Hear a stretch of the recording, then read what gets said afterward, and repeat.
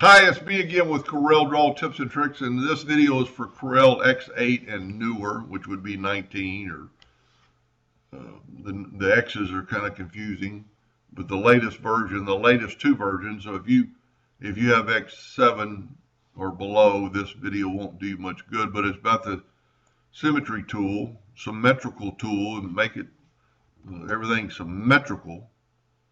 And I've been working on this graphic or cleaning this up and actually shared it. And I started thinking about we could really do a good job. Let me just delete everything that else is on the page. Hit F4 and it'll bring up everything that's on the page. I'm going to go and delete this so it won't be in the way. Now you've got an object. If you go to Range and go to Symmetry, create a one, and it puts it right on top. But you can take your line and move it away from your item, and you can zoom in and get them to almost touch. You don't really want them touching unless you're going to zoom or weld them. Then what's so neat about it, so you've got two of them. Let's make another set.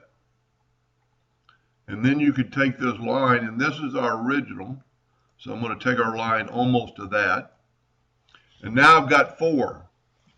So what's so cool about this, you can change one of these. This is the original, and you can tell by taking your shape tool, and it's the only one that you can get nodes on.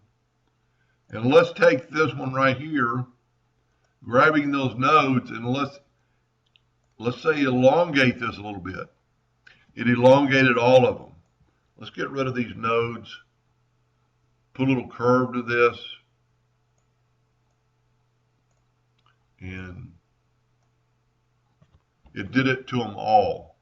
Now, I didn't do a very good job of rounding that off, but if you took it and rounded that off and played with it and cleaned this up, but basically it works like the clone tool, except for you could add more than, the clone kind of works like the duplicate. You have to make a clone of it and then move it over.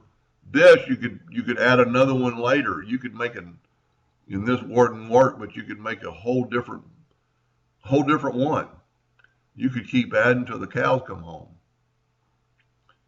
And this would be very useful, I can see, in making a petal for flowers.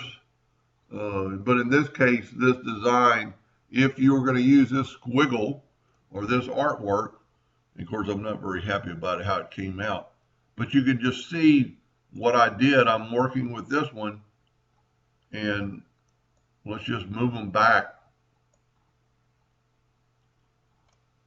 and you can see how it actually puts them all. It's basically a clone tool that works off a different scenario.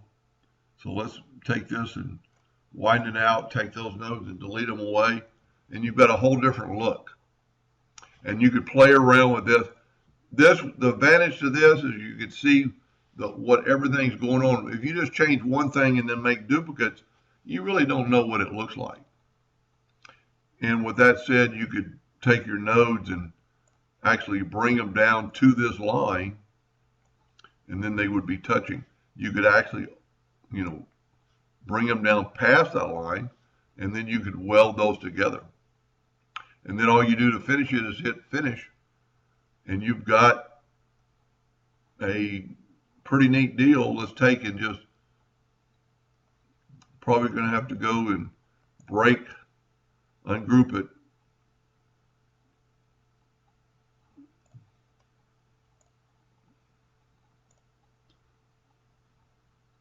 Well, I shouldn't have done that. Break link, maybe. I don't use it that much. There we go. Do it on the same other side. And this would make these two pieces, or really all four, be joined now. Of course, I would take the Smart Fill tool and fill that in so there's just the two pieces. But you've got a whole different look, and you can kind of see what it looks like before you do it. Anyway, hope that wasn't too confusing, and thank you for watching.